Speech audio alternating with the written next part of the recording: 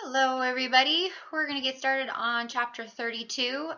Now, because of the changes on the AP exam and stuff, we're actually going to only be talking about Africa and India's decolonization. We're not going to be going into the Mexican revolutions this chapter. So we're going to do chapter 32 in one day, and we're going to do like the first 15 slides or so, okay? So this chapter is kind of an in-between chapter between World War II and, which is chapter 31, and the Cold War, which is chapter 33. Okay, and so this chapter is kind of like what else is going on the outside, and as the world is going on, we're taking kind of a micro look at some movements and really kind of the end of imperialism. So if you remember when we talked about imperialism, it's the domination of one country over another politically, economically, culturally, which in action we call colonization, right? And the Industrial Revolution really motivated this because of the need for raw materials.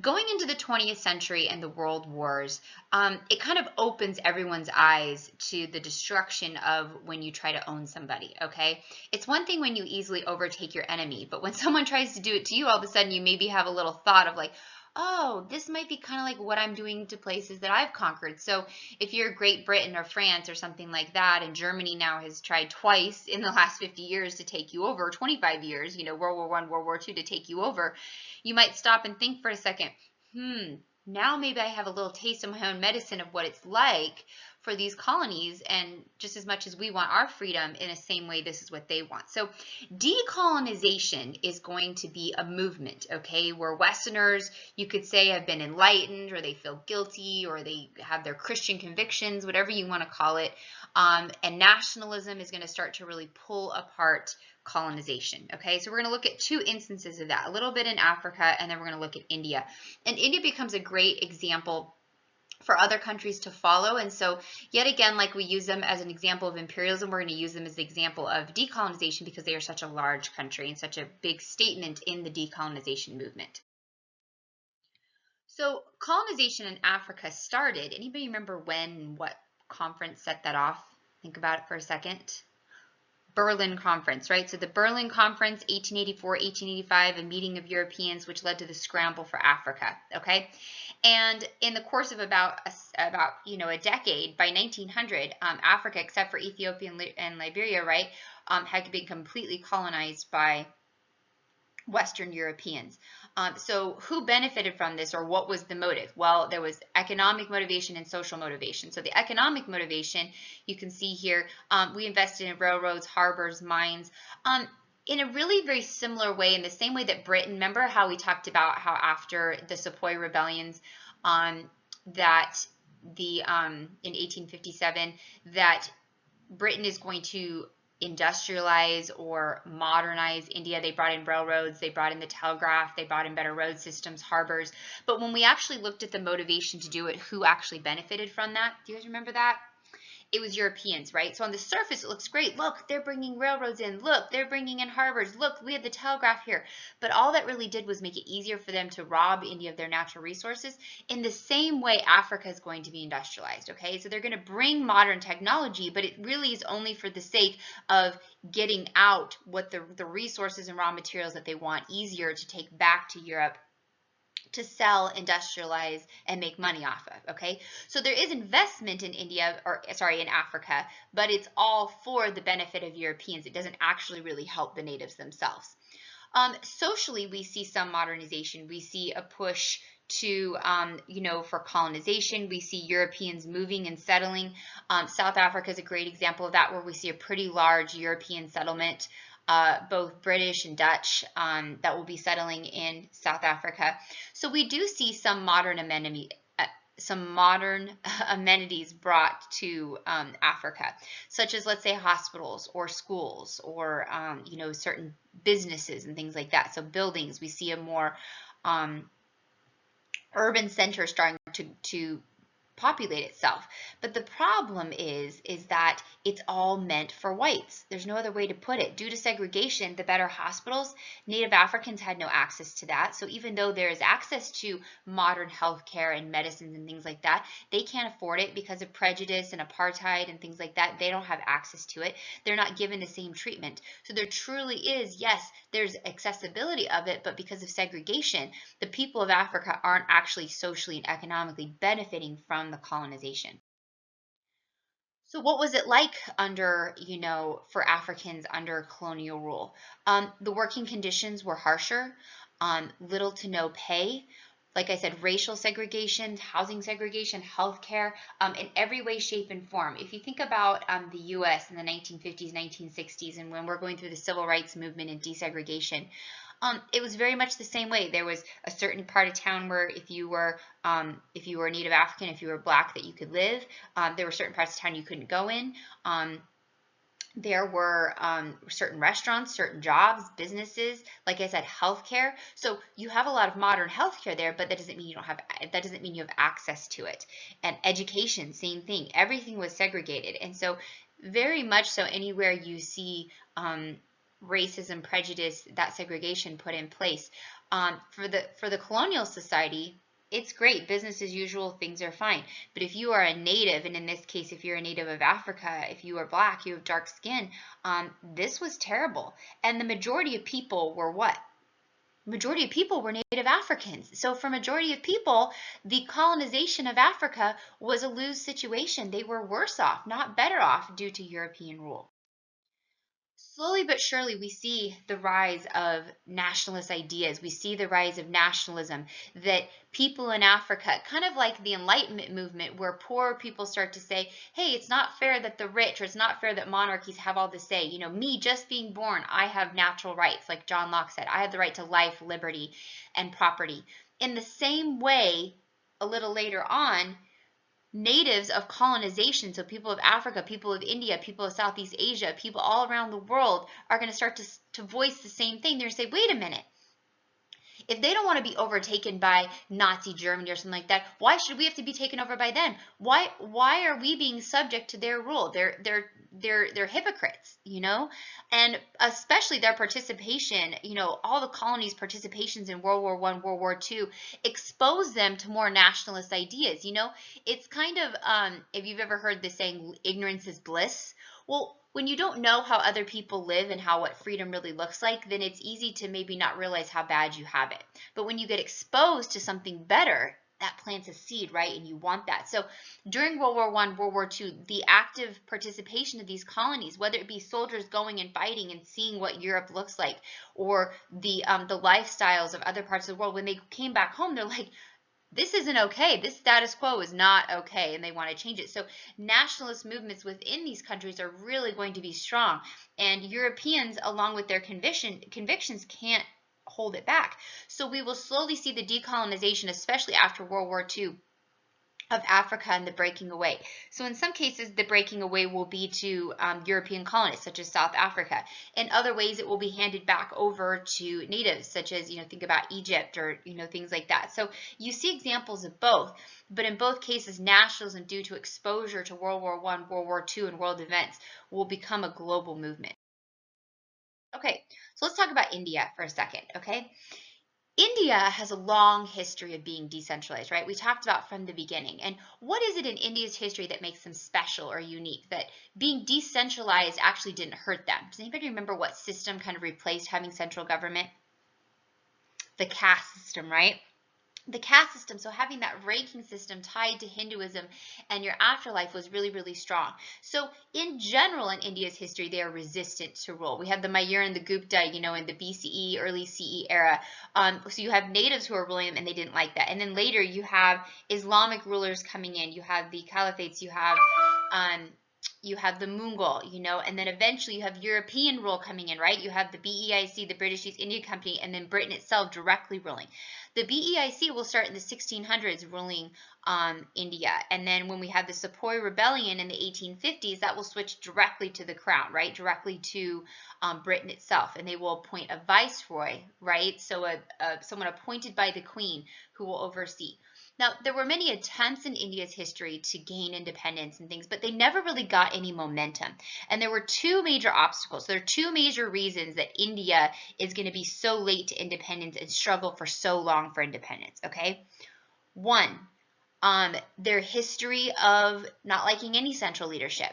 Okay, they had the caste system. So in general, the idea of removing the British and having someone else, just in general, they didn't like the whole idea. And second, they had a lot of internal conflict. So anybody remember what was causing the huge internal conflict?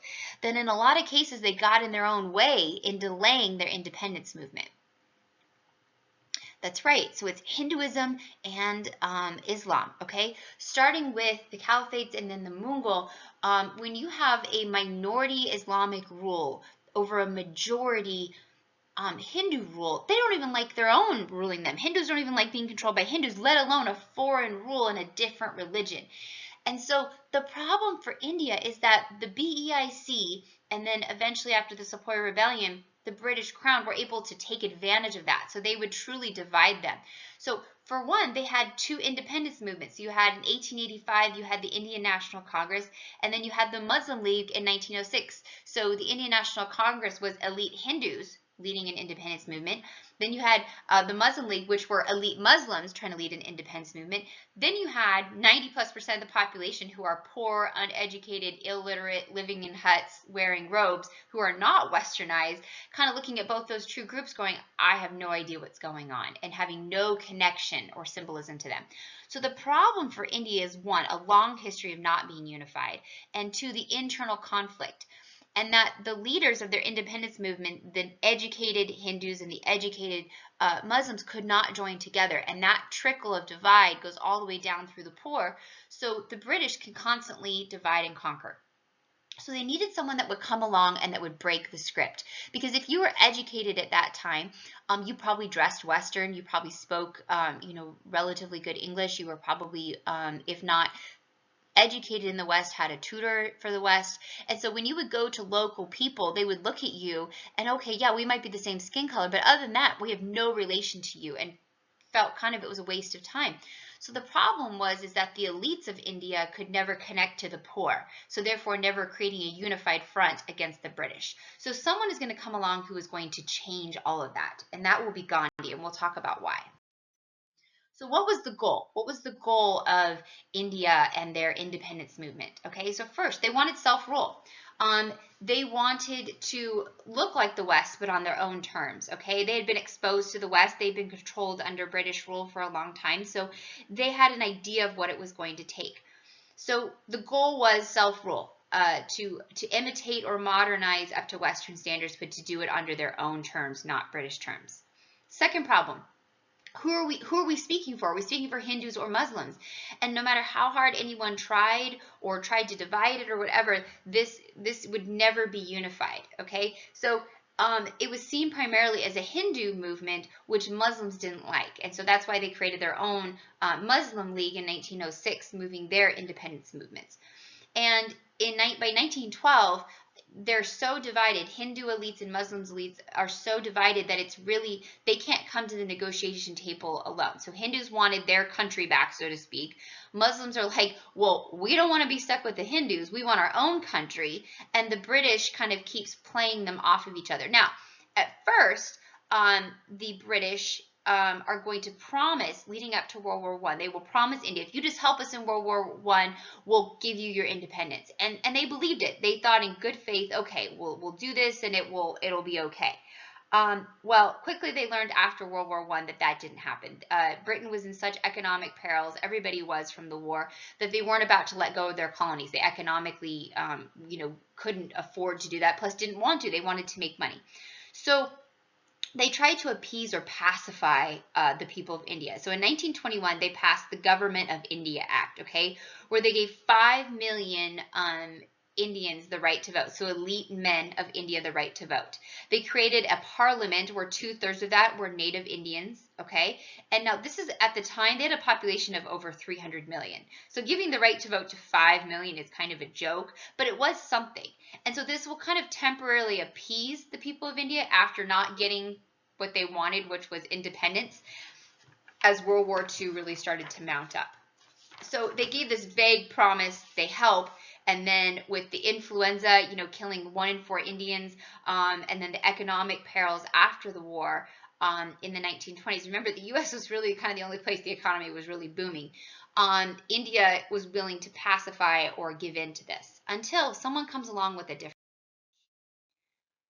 So the father of the resistance of British rule, or the person who's really for the first time going to create unity, is going to be Mahatma Gandhi, or means great soul, Gandhi as he's known, okay? And he's going to become leader of this independence movement um, in the 1920s. So why was he so important? Well, part of it was his background, okay? He fit the stereotype in his early years of the Indian elite. He was born into a wealthy family. He was educated abroad. He had a law degree. He could have taken that Indian civil service exam. He went to European universities. He was the quintessential minority, right, who was able to become westernized, okay? But his soul spoke to him, and he felt a yearning for his people, which was the majority of people who are poor and uneducated. And he saw that the problem was that the rich, who knew what was going on and had the means to bring that message, would not connect with the poor. The poor, when they would see a native Indian in a Western suit and clothes and speaking English and things like that, not looking like them, would completely tune them out. Let's be honest. It's not just what I say, it's how I say it. And when someone appears a certain way and you don't like it or you don't appeal to it, you're not going to be as receptive to what they're saying.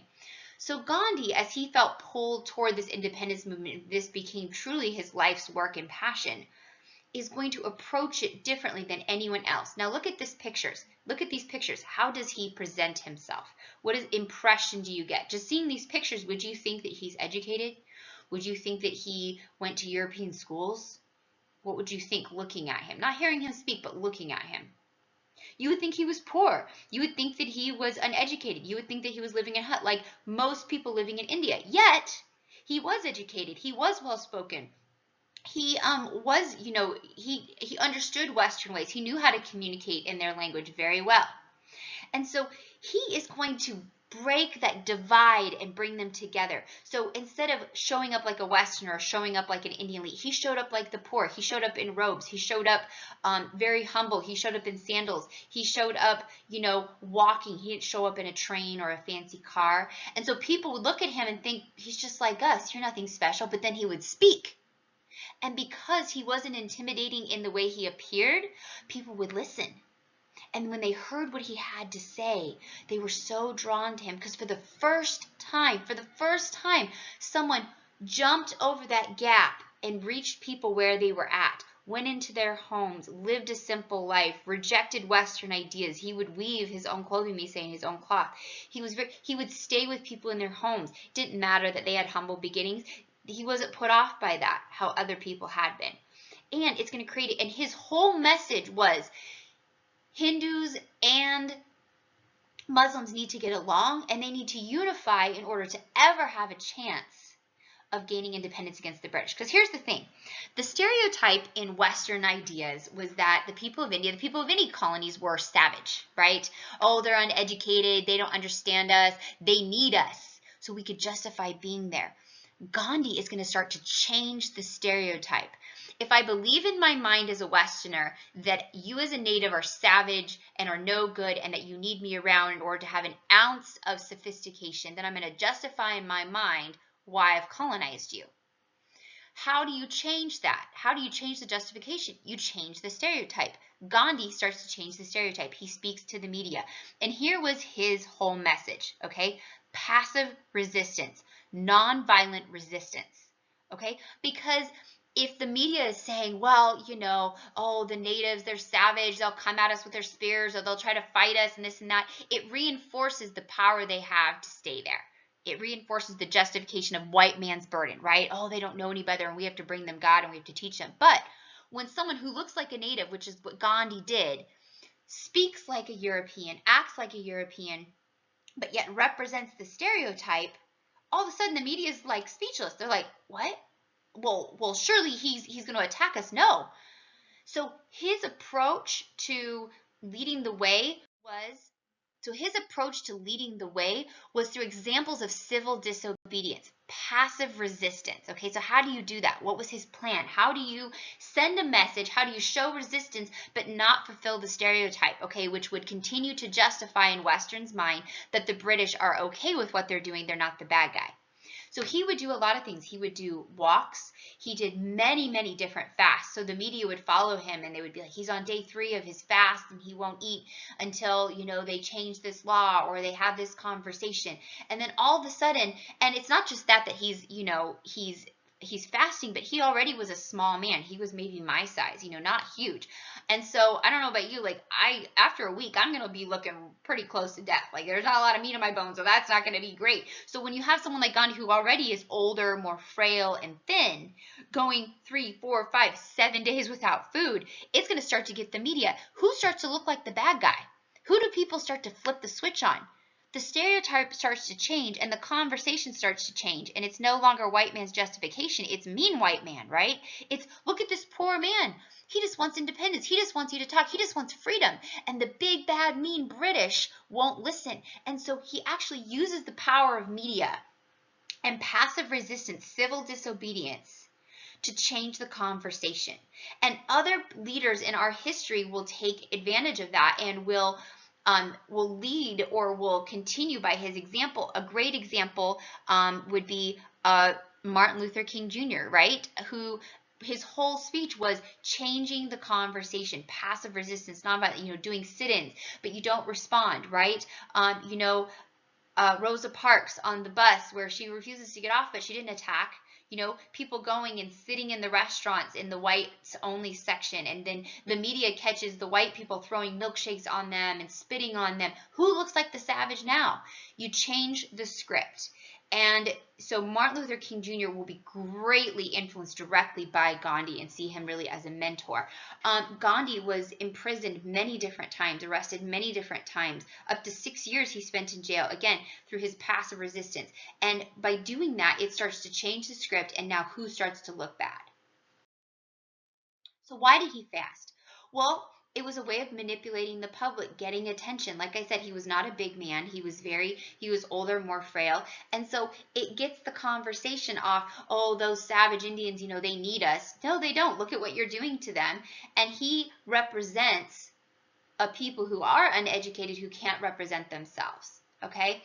He also really starts to break down the rigid caste system, separating religious and political classes, okay? And for the first time, the majority of the population, remember, population is always a pyramid, and the majority is always the poor, right? It's always, the rich are the smallest, and then it gets bigger, the classes, as you go down.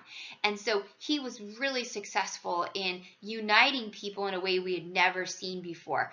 Now, not everybody liked him. A lot of Indian elites didn't like him. He was against Westernization. So when he foresaw, or when he spoke about an independence of India, he kind of wanted to just return back to the roots prior to colonization. And so a lot of Hindu elites loved his unification of India, but didn't like his plans for the future.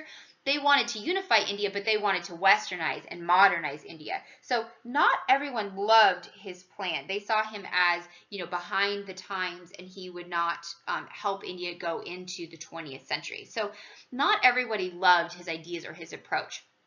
But he did start to change the stereotype of people in India through his approach, nonviolence. So here's an example of what he did. He did his salt march. So this was an example. So what happened was salt. So in our diets today, we spend so much time avoiding salt.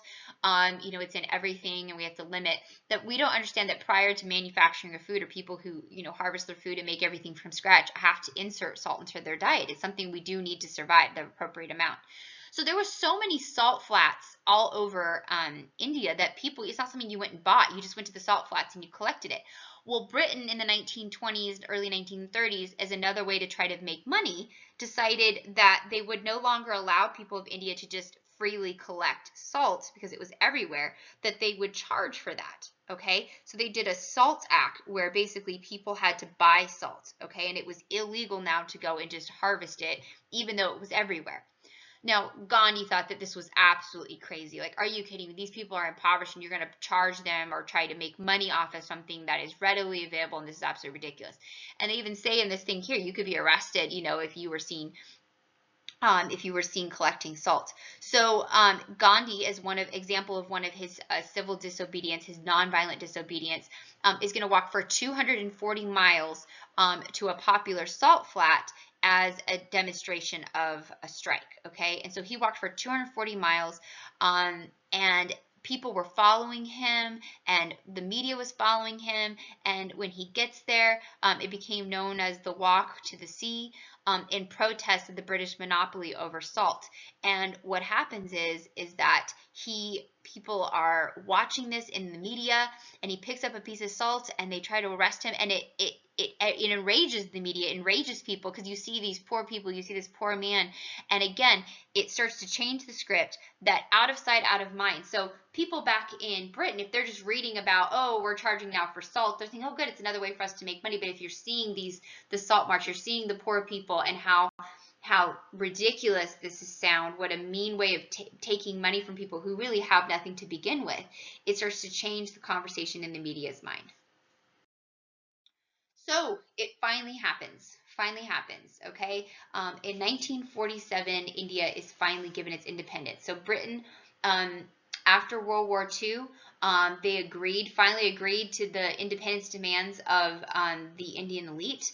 But they knew that they couldn't have Hindus and Muslims in the same location. So their solution was that India, as we know it today, okay, that will be carved out, and parts of Nepal, where there's also a very high Hindu population, will be for Hindus. So then what do you do with the minority Muslims? Okay, well, they decided that to have any chance of success and not just basically go from independence into civil war between Hindus and Muslims, that they had to create a separate state or a separate territory for Muslims, which they will create as Pakistan. Okay, so Pakistan, which is, if you're looking at India on a map, Pakistan today is on the western border, right, on the fringe of the Middle East. Some of you might know people or might even have family. I've had a couple of students over the last several years that have, are from Pakistan or have family in Pakistan. And when we talk about this, they always have really interesting insight and stories of people living there. The India-Pakistan border is one of the most tense borders in the entire world. Okay, when we think of tense borders, we tend to think of like North and South Korea, or something like that. This is right up there, like right up there, okay? It is not uncommon for people to die. You don't get near it. This is not a friendly border. You don't cross it. Like, this is not a place or a zone that you want to be in, or at least near it, okay? Extremely tense border. And so finally, August 1947, Gandhi's, almost 30 years of work is finally happening, and this should be an exciting day. So what they did was, you have 10 million Muslims now who are, for them, this is hard because maybe they have lived in their territory or their area for, centuries. I mean, the Mongols go all the way back to the 1400s. So this was good for most people, but this was hard for some people. And in particular, it was hard for a lot of Muslims because, yes, they wanted safety, but this meant that they had to pick up everything that they had ever had, and they had to move. They had to migrate, okay? And for a lot of them, this was a long journey, and they had to walk. They were poor. So from August 1947 to late 1948, you see a huge mass exodus of Muslims leaving their homes as refugees and moving toward these new independent areas. And unfortunately, you would think, okay, yes, it's finally happened. There should be peace. There wasn't. Almost 1 million people were killed. Hindus and Muslims were killed in this refugee of these Muslims fleeing the country and going toward the new Pakistan borders. Almost 1 million died, and Gandhi was just absolutely heart-wrenched by this. He was absolutely outraged. So you can see as people are moving toward Pakistan, okay, they're moving toward Pakistan. There's tons of skirmishes in villages and areas and on road systems, things like that, between Hindus and Muslims. And like I said, over 1 million people died in this migration. So this should have been a victory. But again, I get back to the two major obstacles at the beginning of today that I was talking about. Why was it so hard for India to gain their independence? They got in their own way. This conflict between Hindus and Muslims was so real, still real today. This is still such a tense border. These things are still true today. And Gandhi was just absolutely sick about this. He, in fact, it's going to lead up to really his death. In January 1948, he began his last fast, and his whole reason for this was in protest or to try to beg people to stop the bloodshed between Hindus and Muslims, as you see this mass exodus of Muslim refugees going to the new territory of Pakistan, and then Muslims establishing, sorry, I keep mixing these up, I'm tired, Hindus to establish their own independence of India. And unfortunately, it didn't have the effect that he wanted it to have. Okay, one of his last quotes: "Generations to come will scarcely believe that such a one as this walked the earth in flesh and blood." This is what Albert Einstein said about Gandhi. People were shocked and saddened by Gandhi's death. Now, he actually did not die from fasting. He actually was assassinated. He was assassinated by a Hindu who saw him as basically a traitor. Okay? Some people appreciated where Gandhi was coming from. In fact, a lot of people did. Okay, they said, you're right, for the sake of peace, just let this happen, let these people move through. But some people saw him as a traitor. Some people who really believed in the rivalry between Muslims and Hindus saw him as a traitor. Who were very invested in the caste system, saw him as a traitor for violating. He was an upper caste, for violating and going into the lower caste and stuff. Some people thought that he was not good for them, and so he was killed by another Hindu. Unfortunately, for what he represented. But in his life, what he represented, he did inspire so many other people. And like I said, he was a huge inspiration of changing the script of what natives look like, changing the stereotype. How do you do that? You do that through long, persistent, civil, nonviolent disobedience, which Martin Luther King Jr. And what you'll learn about a ton next year in U.S. history is going to be one of the best examples of that. Okay? So for the remainder of today, what I want you to do is you need to go and read the chapter 32 primary resource on Gandhi, okay? And you're going to read that, and then tomorrow, before we get into the Cold War, we're going to talk about that, okay? So what I encourage you to do is I encourage you to do the SOAPs, answer the questions. And so the article is actually about an Indian elite, okay? And this Indian elite, how he felt about Gandhi. So he was a younger version of Gandhi. He was wealthy, he was Western educated, but he was against Gandhi. He liked Gandhi and his message of unity and independence, but he saw a very different future for India. Gandhi's future for India, what he envisioned, was to just keep it simple, that people could just work out of their homes, forget modernization, forget technology. All it's ever done is hurt us. And this man that you're going to read about respects Gandhi, but also is younger and says, no, the wave of the future is to westernize, but to do it on our own terms. And so I want to talk about kind of those differences and which is better for India, and are both right, or is there a problem with one of those? Okay. So tomorrow, so for the rest of this day, print off that article, read it, and then beginning of class tomorrow, on Tuesday, we will work on that, and then we'll be talking about the Cold War.